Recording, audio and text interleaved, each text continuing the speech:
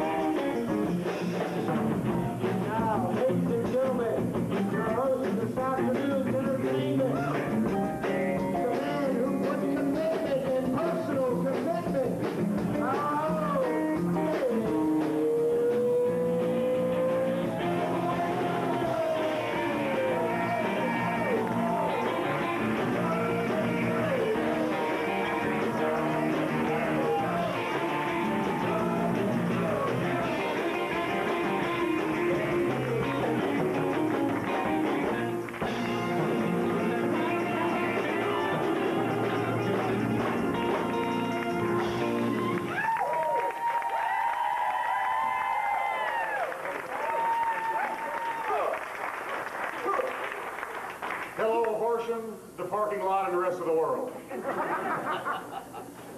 Folks, this is the Dave Waynerman Show. Thank you for joining me here on what is certainly destined to be my last day of employment at this company.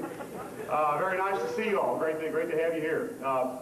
We're going to have a great show today. We're doing this is a charity fundraiser for the March of Dimes. We actually have a Dimes dude here. So he'll be with us, and we'll be talking with him and explaining all of that in just a few moments. We got Barry Gardner, who I'm told is on his way, but unfortunately there was some kind of a linebacker blitz, and he hasn't joined us yet, but he will be here. He's on his way, so that's good. We've got a top 10 list, which I'm sure you're all waiting for with bated breath, especially the crew with their arms folded back there at the back. It's like it's better be good, folks. Okay. So that's some of the things. By the way, get your questions ready for Barry, because I'm going to do one of those Oprah things. So, I don't mean to shake anybody up with it. Hey, if you send those people in. If obviously someone has gotten into the big-ass ham sandwich early. They're fighting over it already.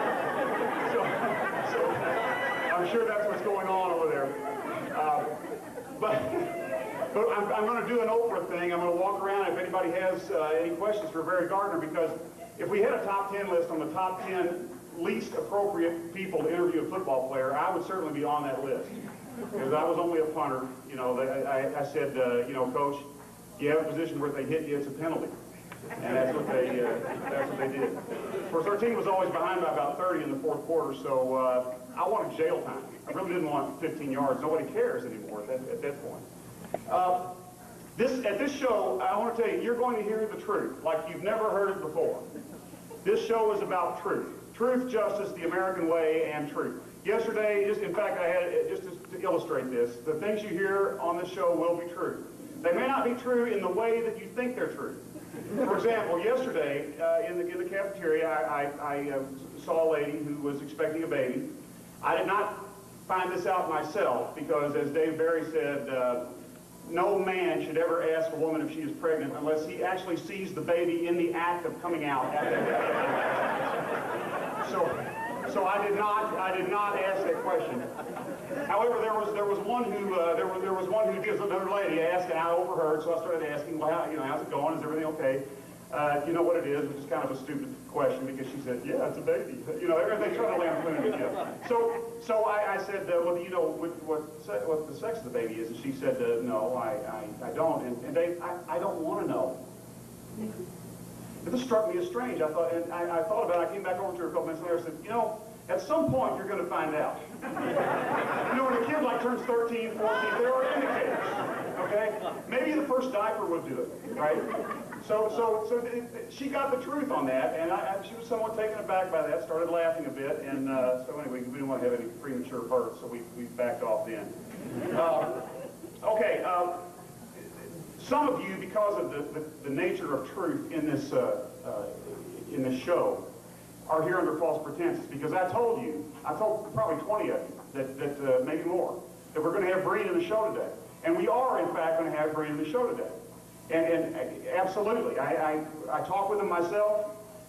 He and I are close personal friends. I said, you know, Breen, I want you to be in the show today. And folks, here he is, our own Breen Rohr. With musical instruments. This tiny little keyboard here. You hear that? If you listen very close, play it again. That's the highest note. Okay, that's the highest note. See, it's so high only dogs can hear. Buds is bigger. So it's good. It's good.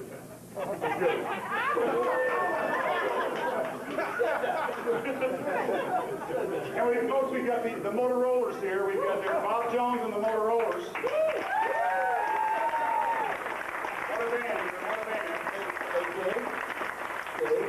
Maybe we should let Bob introduce the band. Bob, why don't you do that? Introduce the band. No. Oh, come on, you guys. They had this. I didn't know this was.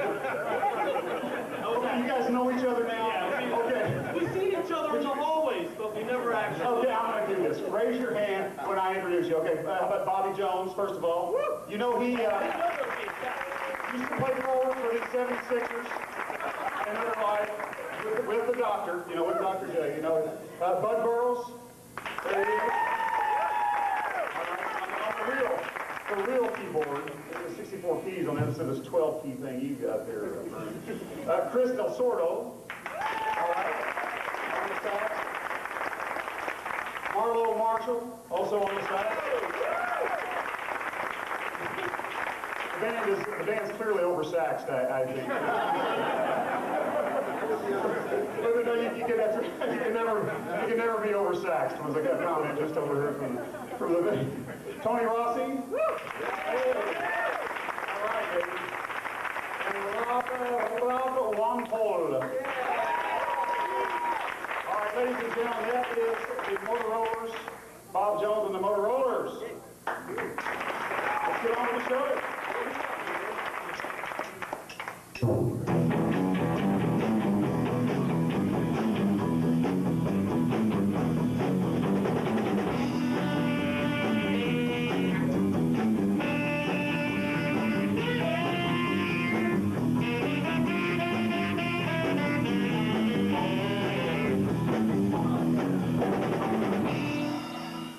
Great. Unbelievable. Much better than we did in rehearsal, even though there was no rehearsal. Joe Yaseski here, who is known as the, you should be pressing something right now. I don't know. Oh, there it is. There it is. She's got it's the Scott Crumb disease. Those of you with the Central Services outing, there's a little kind of it's going around. I've heard. How about another one? We did that already. Maybe one more. Let's just go to the top 10. Okay. Okay. This is the Lakes. I think we know that. And the March of Dimes, featuring, we got Joe Yaseski, the March of Dimes, the Dimes Dude. Come on up, Joe.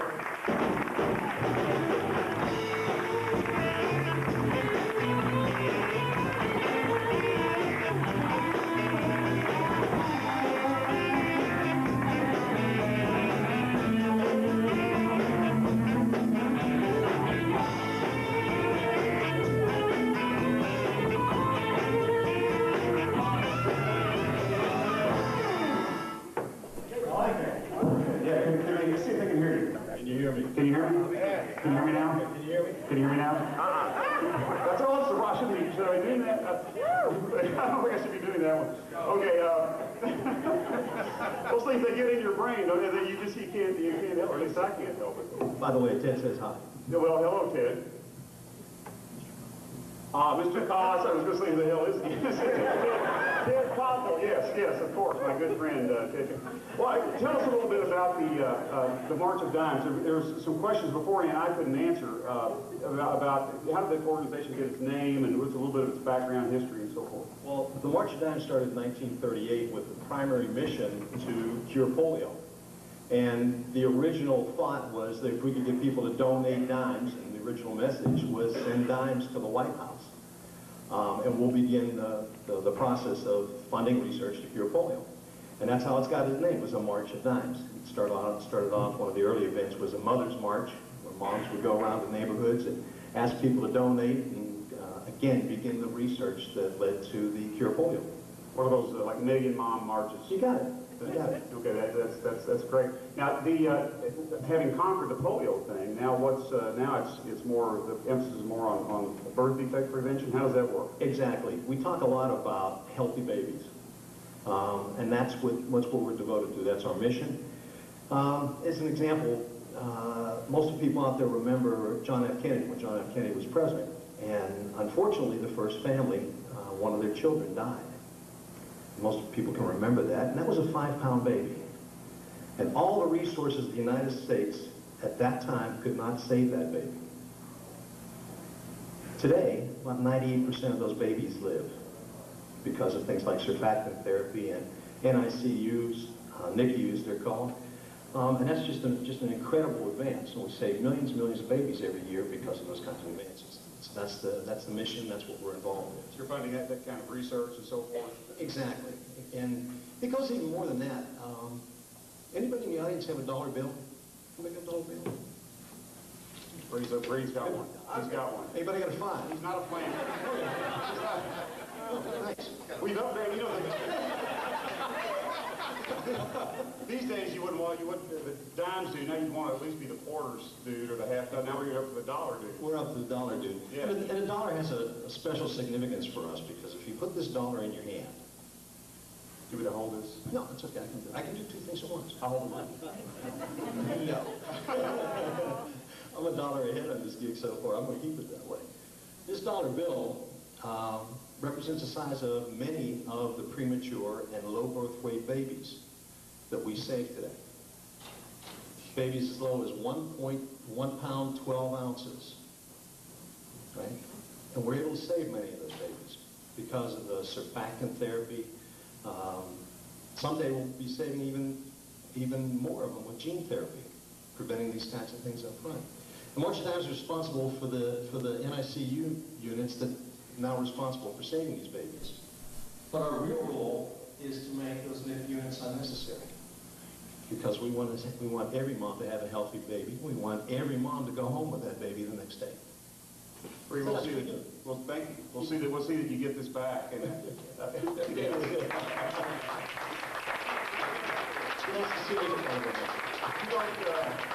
you don't do any kind of prevention of birth defect. Like, for example, you see a couple of people that really ought not be having kids. You don't go over and say,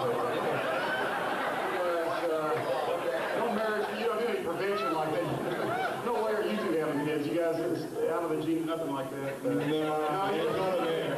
Any of that. I was just going to say. I'm not going there. Yes. I'm not sure I'd have been here if that That's was what I around. was going to say. I'm glad we didn't meet my parents, but you might not be having it. You'll be doing something else here.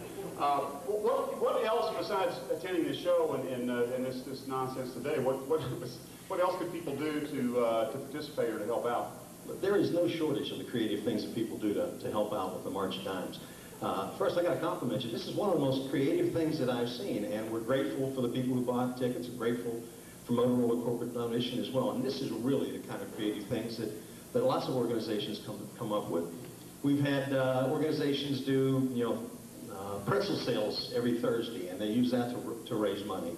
Our big event, of course, is Walk America. March of Dimes was the first organization to establish, if you will, the first walk. And Walk America Sunday this year is April 28th. And there'll be people all over the country lining up on a Sunday morning to go for a nice stroll. And it's amazing how much fun we have there. We have 11 walk sites in the city. And it always turns out to be a big event. Lots of fun, lots of people laughing. Kids with strollers, people on rollerblades, you name it. But they're all out there having fun and having a lot of fun, doing a lot of good. So does the word March, they refer to walk or the month or just a coincidence?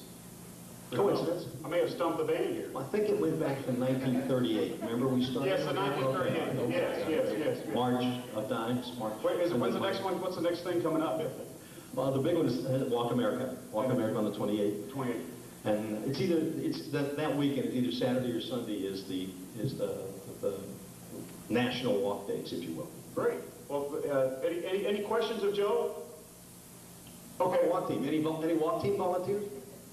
That's the other big thing. We have a lot of neighbors and neighborhoods that will form a walk team. Oh, we've got some people who've been involved. Lower Penn, right? Right. And they get a bunch of people together and go out for a Sunday morning walk. Yeah, a couple of letters. We did the letters to the Waynerman thing, and I had a couple of nice letters about that people that have supported this organization in the past. We're doing it today also, so it's great. Walt Whitman said it best about people that are involved in organizations like this, and they said, we talk a lot about heroes, and he said that heroes are just ordinary people who accomplish extraordinary things. And that's what we've been privileged to associate with, is those kind of people that help us do incredibly special things for little babies. Well, we think your organization is pretty extraordinary, I think too. you're pretty special, that's too. All right, thank you very much. All right.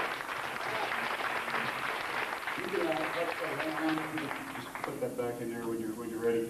Folks, we're going to move on to the next item on the agenda, and that is the moment you've all been waiting for. I'm going to do it on my chest here, I think. Today's top 10 list.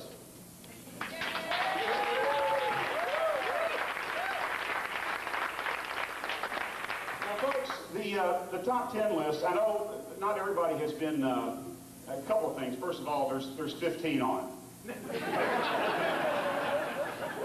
I can count. Dave, that's I not know 10. there's 15. That's not 10. I know, but there's 50. But see, the problem is the worse the show gets, the more I add. It's kind of a, if you don't have quality, you do quantity. So if a couple of them fall flat, we'll just do the rework, and we've got some in the hopper. So, but I know some of you have been less than completely satisfied with stock performance over the last, say, couple of years. So I just want you to know that there is help on the way.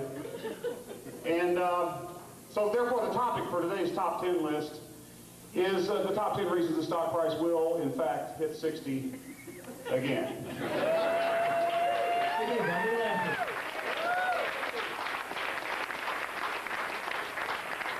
Top 10 reasons the stock price will hit 60 again. Okay, reason number, not 10, but 15. Cancellation of all silly charity benefit shows. Number 14. Boost morale by returning to previous policy of the Ed Breen New Shirt a Week program. Supplement my wardrobe again. I got a lot of General Instrument stuff I'm not supposed to wear anymore, but I do anyway sometimes. Number 13. Donation of proceeds from sale of cafeteria styrofoam cups to the revenue line.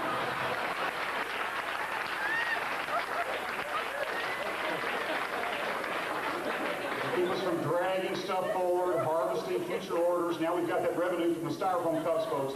It's going to make a difference. We're already seeing its impact. Remember, and we got an extra $1 now, too. That's what the dimes do. Thank you very much, Bree. Okay, reason number 12. The proliferation of rumors that Nokia is, in reality, a member of the accidental cell phones. A lot of people are aware of this, but in fact, those guys, Nokia. I see. What is a Finnish accent? Does anybody Finnish? I keep saying it like it's Japanese, but that's not right. So I don't know. But anyway, maybe somebody will tell. Number 11. Save space for facilities rationalization by removing all office plants at all Motorola centers worldwide. Now, folks,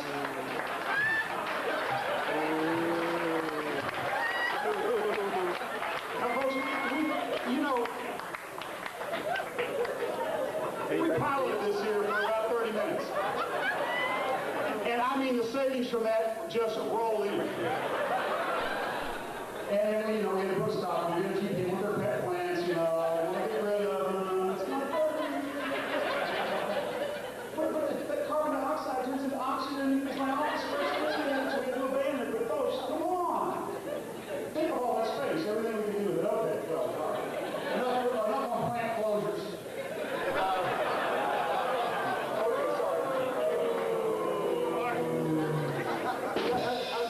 I've got this pun disease almost. It's a disease, folks. It's a disease. What are we on? Number 10. Now we're down to 10. Improvement of worldwide name brand identity by changing company name from Motorola to next level.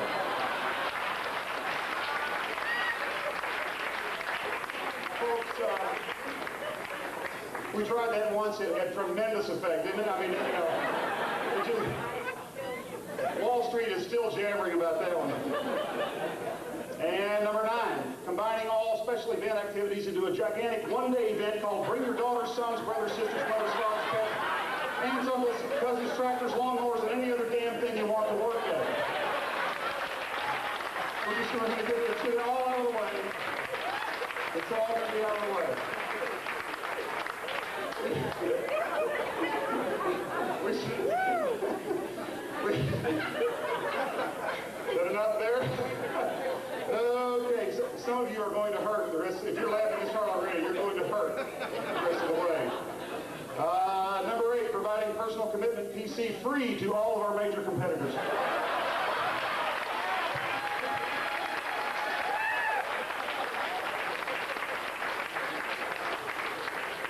Okay, Nokia, we're going to install this for you. In fact, maybe we'll add 15 or 20 more behaviors to yours. You think? Okay. Am I close enough to the edge here? Okay. Doing fine, Dave. Doing fine. Okay, number 7, charging a consulting fee for both stores participating in the Adopt a Store program. Okay, Number 6, Dave. Could you see that? Could you see that? I was always trying to think, what would that be like? You go into a store, okay, everybody, okay, gather around, folks. I work for Motorola, and these displays are just not. I mean, how would that go? What would Sam Walton say about that? I don't know. Okay, number 6, retention of Arthur Anderson as the primary accounting firm. And like unto it, number 5, giving all new accounting firm Arthur Anderson, giving our new accounting firm Arthur Anderson all ace cards for, shall we say, safekeeping. Hint, hint. Okay. Number 4, rating everyone in the bottom 10% to minimize raises and improve performance through application of employee fear factor. We're going with all bottom 10% next year. Okay, number 3, selling comedy tapes externally of the IT help desk entitled Trouble Calls with Vladimir.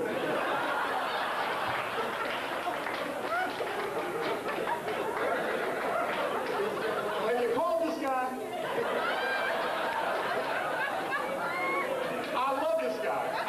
He does help me, but when I was wrestling with Ace, and I didn't know the difference between our Ace card and the helpful hardware man. And I was trying to do this, and I thought I had followed the instructions, and I finally, in exasperation, I called him, and I said, yes, this is Vladimir. I'm from Russia. What do you want? You know, so I explained. So I said, well, you know, I did this, I did that, and I followed this, I followed that. Now, Vladimir, I'm sorry, I don't know. Am I doing something wrong? No. I have, Mr. Wayne, I'm going to tell you two things. I have good news and bad news. Good news is you're doing nothing wrong.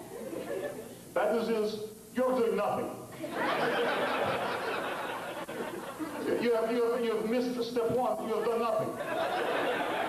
So I said, okay, I'll help you now. So he helped me, walk me through it, and then I said, okay, now I think I can try it from here on my own, so let me go back. And he said, okay, if you have trouble, I said, if I have any trouble, I'll give you a call. He said, okay, I will wait your call. Realizing, of course, I didn't have a chance. Finally did get on ACE, then we went back to red, so I have another month. I have to go through this again. Number 2, debris from the Iridium satellite currently projected to strike Schaumburg. Can we say that? That's just the latest reports we have, folks. That Hubble thing, you know, I don't write the news, I just report it. Okay.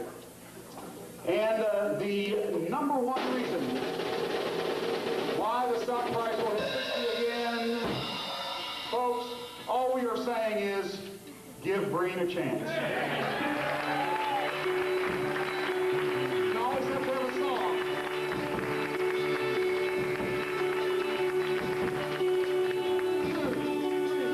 One, two, three, four.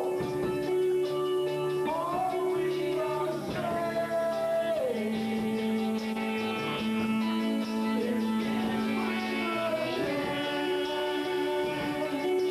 along if you like.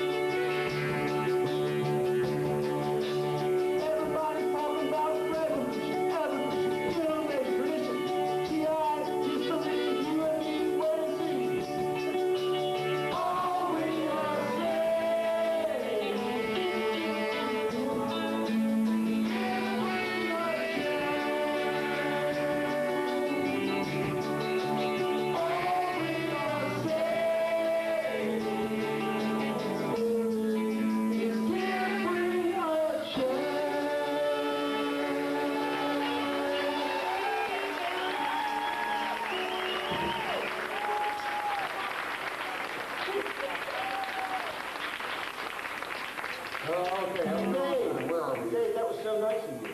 Oh, to sing that song to me? That's the wrong breed. What? We got a different breed. It's the other breed now. We're back to the other breed. I've used you as the hoax already. We've gotten people in as the other breed. But we want to give you a chance too. Yeah, give me a chance. He's over, He'll make us stop this. Breen's over at Walnut Grove. If anybody wants to see him, we're going to give him a chance too. It's affectionately referred to as the Nut by the people in the cafeteria. They say, I'm going over there, going over to the Nut. It's Walnut Grove. If you hear anybody say that, that's what they mean. That's the slang term. So that makes us the nuts? yes, the Motorolers. Well, okay, let's just, maybe we'll just stop there. That's what you get when you don't rehearse, folks. You never know where that's going to go. We forget who else is here. We don't have a crowd out here. Okay, folks, we have today with us as a special guest, who is it? Barry Gardner. Has he arrived yet? Oh, he is here, yes. Yes, Barry Gardner, linebacker of the Philadelphia Eagles. Howdy.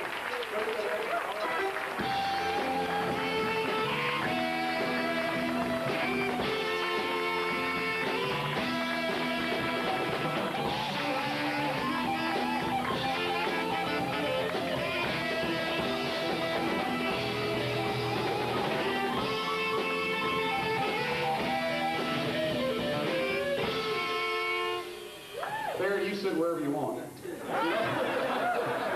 See, I don't usually, as a former punter, I don't really get into telling linebackers where to sit. But so anyway, great to have you. Were you at the unofficial workout today? Yeah, I have myself present today. Okay. Just got back from vacation. I was in the Bahamas, and first thing this morning, out at the stadium, lifting and sweating, and it's that time of year again. Yeah. So it's kind of fun. Well, that was we were reading that about the. I had a bunch of questions prepared here. I'm not going to be able to use many of them because they were things like, how about that Hotel California thing, and different stuff. And I got the wrong Eagles. We show up, and it's a linebacker. He told me the Eagles, and I'm ready for a little. Downhill, so anyway, it's just not going to happen. Philadelphia Eagles. It's Philadelphia. Okay, I got it. I know that now. And here I am, 6 inches from a linebacker, and I'm acting like this. But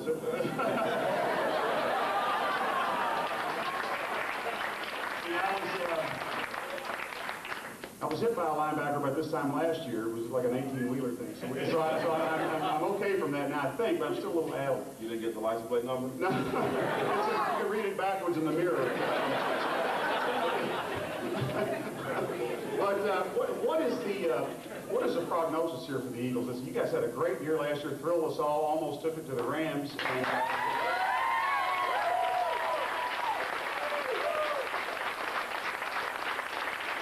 what do you think? You're excited about this coming? You're starting early. It's not even summer. This is pre-camp. Oh yeah, we don't get a break really. They tell us we got a break, but it's really not a break. We've been off for a month or so now, and most guys have been working out since the season. Me myself, I haven't stopped working out since the season. I think it's more of a sense of urgency this year because we actually know what we can do, and we pretty much have our home team back, coming this year. So. We're excited, and it's a great sense of urgency. A lot of guys are back already working out, so the coaches are all excited as well. That's great. That's great. Well, we're looking forward to great things, especially for two things, winning the Super Bowl and then beating the hated Cowboys. When I first moved here about 6 years ago, I'm not going to tell you from where. But I thought there was a new city in Texas called Hated Texas that had now a football team because that's what everybody referred to. Hey, we're going to play the Hated Cowboys. And so I heard we'll get them next year, and the Super Bowl may not be far away because the Rams really had a great team. I don't know what happened with the Patriots thing, but they should have won it all after they beat you guys. That would have been the Super Bowl for me right there. What's going on in this? I was reading some of the press just this morning. We're talking about a couple of guys not showing up, and what the hell is going on with that? That Correll Buckhalter and is there with you, but we got this. We got that other Gardner. He's not there, and Trotter. Trotter wasn't, and I thought. So you had some really nice comments here for the press. I was wondering, what's your real opinion on it? Now, it's not going anywhere. You don't, It's all going to stay in this room. Yeah, it's all going to stay. Put your hand in front of it. That's right. No, it's a bit, as you all know, it's a business situation. All the guys, we would hope that we get everybody signed, and Trotter is somebody that we definitely need. And we feel real confident with him being there. And, it's a situation between he and his agent and our front office people. that they have to work out. But, you know, all the players, including myself, you know, I hope that Jeremiah's here next year. We could definitely use him. But, you know, as being a player, you know, and being brought here to do a job, you know, I have to make sure that I'm in the best possible shape I can be in and be ready for whatever may happen. You know, I played 3 different positions in my 3 years here, so I'm pretty much ready for whatever happens, you know, including special teams. So my biggest thing is to get in the best shape as possible and be ready for whatever happens. Well, that's great. I think when this first came out, everybody was you know, looking at you guys as well. You guys are there. You're giving 110%. Where these other two guys, and you can't do everything. You know, 28 tackles on special teams and all that stuff. You've got, you know, you're like a special teams all-star, and I don't understand all that. But I'm going to ask you a couple. Hey, Dave, when you punted the ball, Perry was the guy that tackled him. Well, see, but that never happened when I punted because I always kicked it out of bounds. See, when they're coming after me, I kick it that way, it goes out of bounds, we all walk off, and that's it. That's it. Where did it go out of bounds? Was it near the goal line, or did you get it straight through? I just tried to get it out of bounds as quickly as I could. You didn't last long. See, my best punt, the best hang time only went about 8 yards. It was up there like 10, 12 seconds. Great hang time, came down, almost hit the center. Your best Yes, well, the coach was not thrilled. He did tell me great hang time, but my punting days were numbered there. I'm gonna walk around and just, anybody have questions about a couple of anything you want to say to Barry? I'm gonna walk around like I'm gonna do an Oprah thing here and let them. Barry, while I'm doing that, and they're loading up their questions, you can stay up here, or you can come down and, you know, intimidate anybody. I don't see well, I ask this dumb question. It's just, I never understood why. I'd like to see you guys play like 2 or 3 games a week. Is that just, you just can't do that? See, now, here's what I'm thinking. To prepare. Now, see, here's my logic. It was not maybe logic, but I'm thinking, you know, the game is 60 minutes of actual playing time. Okay, so you're on defense. So at most, you'd say play approximately 30 minutes. Okay, most of that time, I've noticed like 2/3 of that spent in the huddle. So it's down like 10 minutes a week, and come on. I mean, see, if you come here early, I would have prepped you with that, but I just wanted to throw that out. We want more games, but maybe you just need like 60 or 80 people on the team. Maybe that would be the thing. They give us, that's enough time for us, man. Okay, I've got a couple of, I'm going to make my way over here, like Oprah. Yes. I would like to know is what really goes on in the huddle. Do you guys really, like, just are talking about what just happened or the new play that's coming up? I mean, I know you probably just say, okay, this is the play, guys. But are you really, like, kind of like just chilling out there? Or saying, what the hell did you just do? The huddle's a funny place. You know This is the defensive huddle now. Really though, like, I call it defensive play. So I stand out in front of everyone. You got some guys over here with their hands down their knees because they're tired. You know, that's most of the big guys up front. Some guys got their head back, tongue hanging out. Another guy cussing somebody out about what happened last play. But I mean, as the leader of a defense, you know, you have to bring all those people together and kind of try to get them on the same path, you know, same page, so you can get the play call. And after the play call, then, you know, all that other stuff is irrelevant, you know, as long as those guys get to play.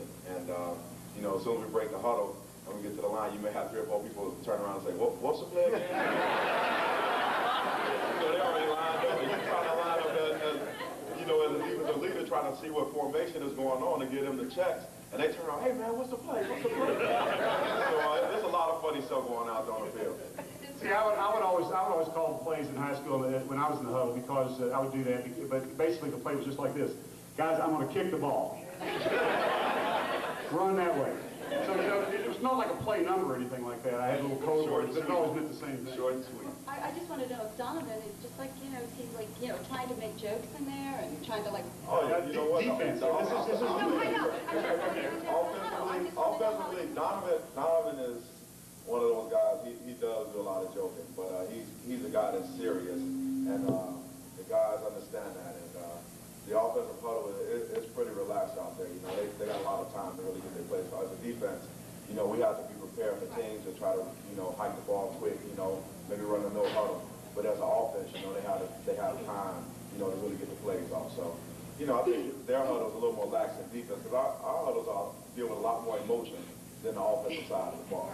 So, you know, it's a little bit different, but it's fun. It's definitely fun. You see those guys on, you know, Lawrence Taylor stuff, you know, okay, we're gonna give these guys like a big bunch of crazed dogs. They used to say that all the time. Yeah, that's how it is.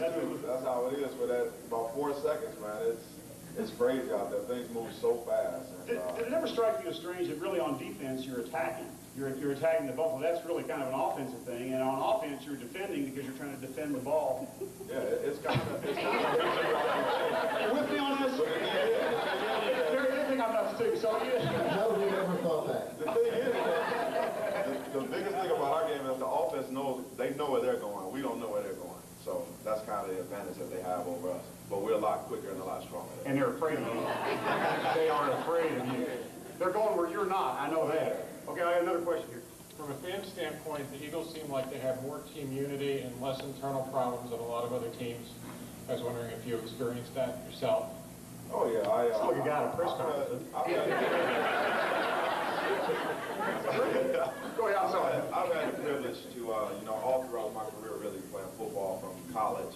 You know, I went to Northwestern University, which was a team. It reminds me a lot of the team when I came here. You didn't have a lot of big name guys, but you had a lot of guys with the potential for big name that all of a sudden blossomed and became big names because we worked together as a team and worked hard, you know, as a team and individually. And so that's something I experienced in college and as well as when I got to the pros because Coach Reed is the kind of coach and the staff, you know, they pick players that come from good family backgrounds that don't have a lot of problems off the field. And I think that's very important because if you don't bring those problems into a team, the likelihood of those things happening are very slim.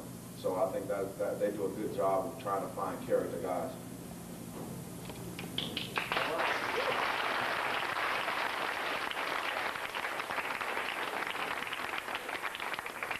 Mark, financial question? No? Over here. Oh, okay, we have one. I don't need a microphone. What's your most memorable play What is your most memorable play was the question. on the field?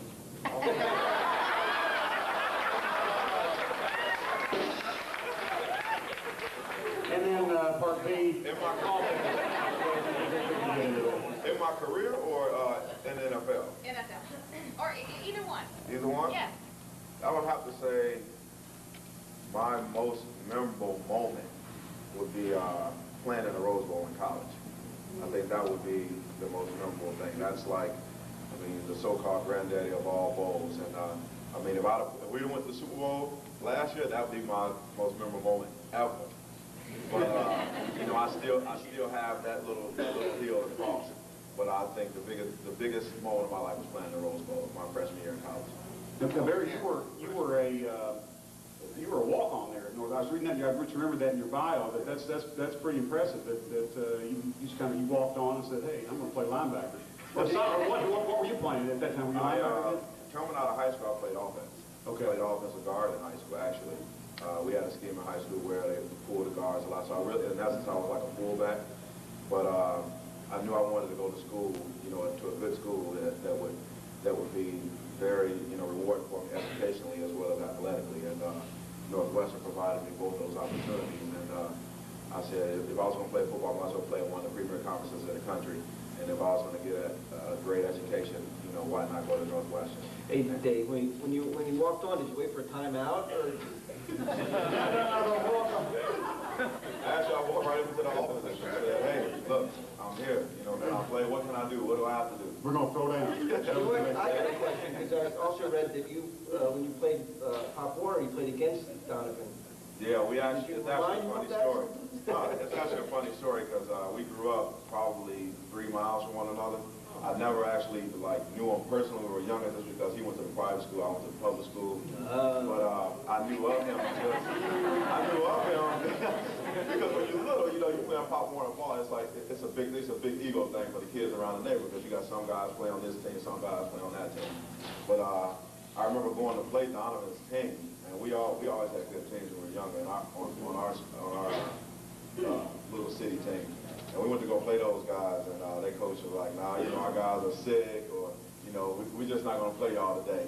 Because those guys get intimidated by it because we have such a reputation, you know, coming in. And it was funny. I look back at that and I'm like, you know, they had a guy like Donovan on there. I mean, a great player, a great athlete.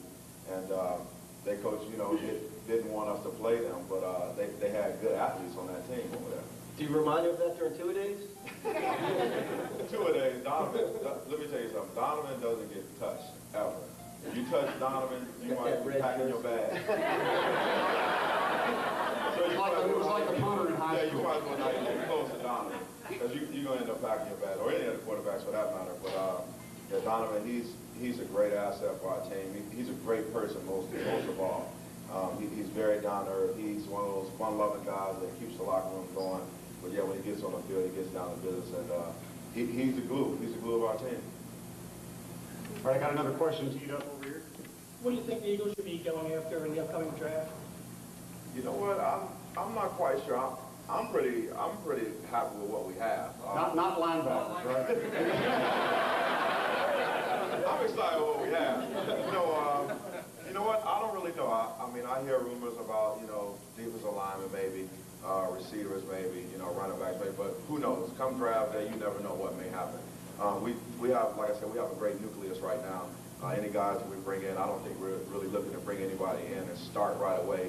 We're probably looking for some guys, you know, to play key roles in backup positions, you know, maybe some, you know, guys to play special teams that, you know, also play key roles in backup positions. But I think the nucleus that we have right now is pretty much what we're going to stand on.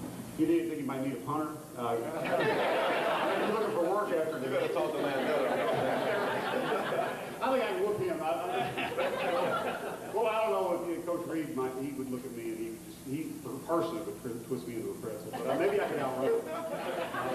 Punters don't get touched either, if that's any consolation. Anybody, any other hand? Folks, if you're in here and it's like an auction. If you wave, I'm coming over the mic. Okay, so you better have a question. Okay, very good. Well, Barry, this was great. We're going to have some autographs and stuff afterwards, and then we're going to set up. Barry's going to stick around with us for a while afterwards, and I think that's right, aren't you? Yeah, I'm going to stick around. Okay. Sign some autographs. Yeah, hope you don't mind me calling you Barry. I usually refer to linebackers as like Mr. something first. Very good. Okay, that's good. We didn't get because I don't want to get buried. Mr. Gardner would have been the right thing. And I noticed, I wanted to point out, I did not get you confused with that running back guy. You know, what, Charlie Gardner? Yeah, Gardner. Okay, yeah. Okay, I did not do that. That's a good thing, because I get that sometimes. Like, didn't you get traded? And see, yeah. Charlie. You still here? Yeah. No, see, we knew. I messed up the band thing, but you know, I'm just kidding. I love the Eagles. I love the Eagles. Okay. Now, any other? I want to make sure we get plenty of opportunity for questions here. Any other question before we move on to the next? Yes, one more. Okay, we do have one more. Does Oprah walk fast?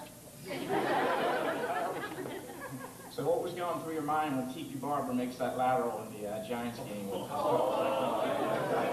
my God! All I know back to was the Arizona game. We played them in the beginning of the season when they threw that long pass and they scored to beat us.